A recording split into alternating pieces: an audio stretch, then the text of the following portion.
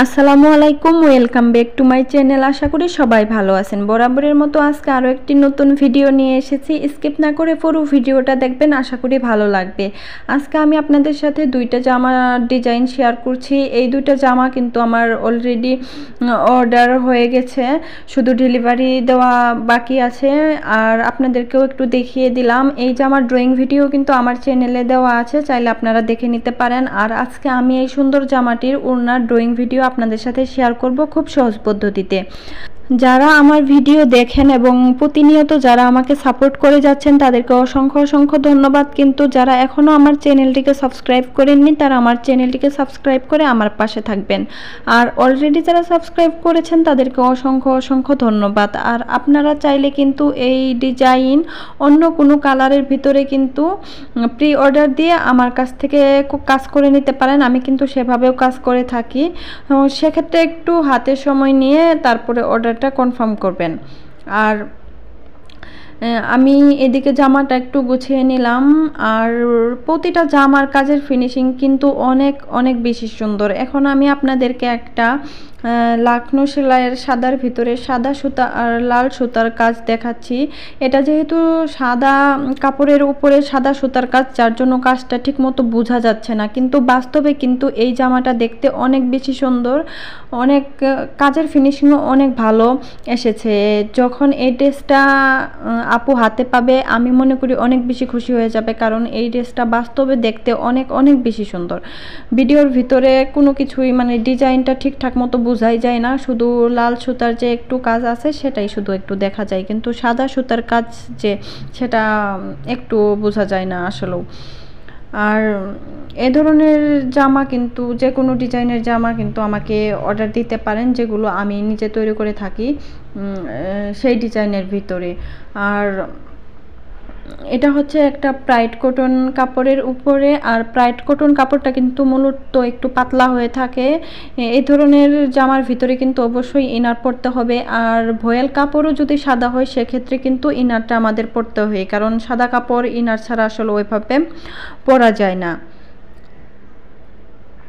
আর এখন আমি এই যে এই ওড়নাটার ড্রয়িং আমি আপনাদের সাথে শেয়ার করছি। আমি একটা বেগুনি কালার কাপড়ের উপরে এই ওড়নার ডিজাইনটা করব। আমি কিছুটা ড্রয়িং করে নিয়েছি আর কিছুটা আমি আপনাদেরকে দেখিয়ে দেব। আমি দুই পারে শুধু করেছি আর দুই পারে আমি ড্রয়িং করব। আমি আপনাদেরকে কিছুটা দেখিয়ে দিই যাতে আপনাদের আইডিয়া হয় খুব সহজ পদ্ধতিতে। যাদের এই ডিজাইনটা ভালো লাগে বা এই ডিজাইনটা করতে চাচ্ছেন খুব সহজেই যাতে করতে পারেন। তো আমি একটু ওড়নাটাকে ড্রয়িং করার জন্য একটু সুন্দর করে ভাঁজ করে নিচ্ছি আমি আমার সুবিধা অনুযায়ী। আপনারাও কিন্তু আপনাদের যেভাবে সুবিধা হবে সেভাবে কাপড়টা ভাঁজ করে নেবেন, তারপরে আপনারা ড্রয়িং করা শুরু করে দিবেন। আমি প্রথমেই একটা সাদা কাগজের উপরে সুন্দর করে একটা ফুল ড্রয়িং করে নিয়েছি। দেখুন, আপনারাও কিন্তু এভাবে সাদা কাপড়ের উপরে ফুল ড্রয়িং করে নেবেন, এতে আপনার প্রতিটা ফুলের সাইজ কিন্তু সমান হবে। আর হাতের কাজের ক্ষেত্রে যদি সবগুলো ফুল সমান হয় সেক্ষেত্রে কিন্তু দেখতে বেশি ভালো লাগবে। আর এটা যেহেতু বেক্সি ভয়েল কাপড়, সাদা কাগজটা নিচে দিলেই কিন্তু খুব সহজেই উপরের দিকে ডিজাইনটা ভেসে উঠছে। আমার ড্রয়িং করতে কিন্তু এতে অনেক বেশি সুবিধা হবে। তো আপনারাও কিন্তু এই টিপসটি ফলো করতে পারেন। যারা ড্রয়িং করতে পারেন না একেবারেই, তারাও কিন্তু এই টিপসটি ফলো করে ড্রয়িং করে নিতে পারবেন। তো আমি এই যে খুবই সুন্দরভাবে এখন ড্রয়িংটা করে নিচ্ছি। আর একটা ফুল ড্রয়িং করা হয়ে গেলে কিছুটা গ্যাপ রেখে আমি আরেকটা ফুল ড্রয়িং করে নিব।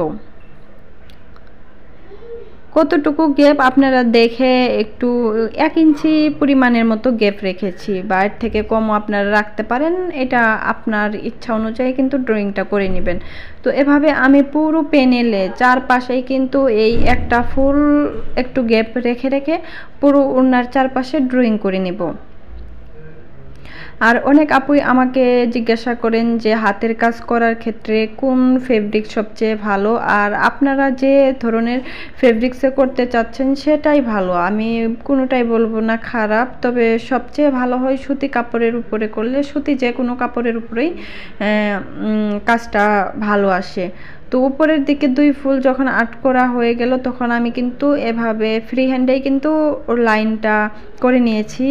আর এই যে 2 ফুলের মাঝখানে যে গ্যাপ আছে সেখানে আমি ছোট ছোট কিছু পাতা দিয়ে একটা ছোট করে ফুল তৈরি করে নিচ্ছি। আবার সেম একই পদ্ধতিতে আবার কিছুটা গ্যাপ রেখে ফুলটা ড্রয়িং করে নেব এবং তারপরে আবার আরেকটা ফুল ড্রয়িং করার পরে বর্ডার লাইনটা আমি ফুলের উপর দিয়ে টেনে নিব। এতে কিন্তু খুব সহজেই ড্রয়িংটা হয়ে যায়, যেহেতু ওনার পার অনেক বড় থাকে, একবারে ওইভাবে লম্বা করার চেয়ে এভাবেই কিন্তু আমার কাছে খুব সহজ মনে হয়, যার জন্য আমি এভাবেই করে থাকি। যদি আপনাদের কাছে আমার পদ্ধতিটা সহজ মনে হয় আপনারাও কিন্তু ট্রাই করে দেখতে পারেন। আমি আরেকটা ফুল ড্রয়িং করে নিচ্ছি। আর এই ডিজাইনটা কিন্তু খুবই সহজ আর দেখতেও কিন্তু অনেক বেশি সুন্দর। আর যারা লাকনো স্টিচ দিয়ে নিতে চাচ্ছেন, তারা উল্টা দিকে ড্রয়িং করে নেবেন, এতে নিতে আপনার সুবিধা হবে। আর যারা বেক স্টিচ দিয়ে নিতে চাচ্ছেন তারা কিন্তু উপরের দিকে কিন্তু ড্রয়িং করে নিতে পারেন। এটা সম্পূর্ণই আসলে নিজের উপরে ডিপেন্ড করে যে আপনি কোন সেলাই দিয়ে সেলাইটা করে নিতে চাচ্ছেন সেটার উপরে। যদি বেক স্টিচ দিয়ে করেন সেক্ষেত্রে কিন্তু উপরের দিকে করে নিতে পারেন, আর যদি আপনি লাকনো স্টিচ দিয়ে করতে চান সেক্ষেত্রে উল্টা দিকে করে নেবেন।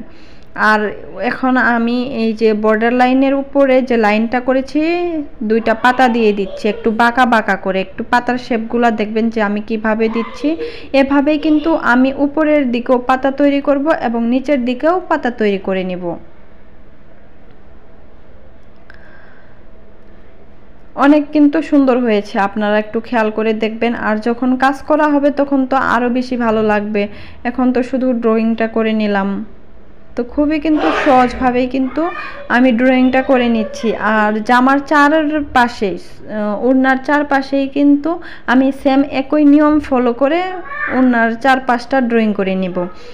আর একটা কাগজের ভিতরে আমি ছোট ছোট মানে ফুল ড্রয়িং করে নিয়েছে। এই যে দেখুন, একটা রাউন্ড দিয়ে শুধু পাতা দিয়ে ফুলটা ড্রয়িং করে নিয়েছে। এই ড্রয়িংটা দেখালাম না, এটা আসলেও তেমন কঠিন কিছুই না।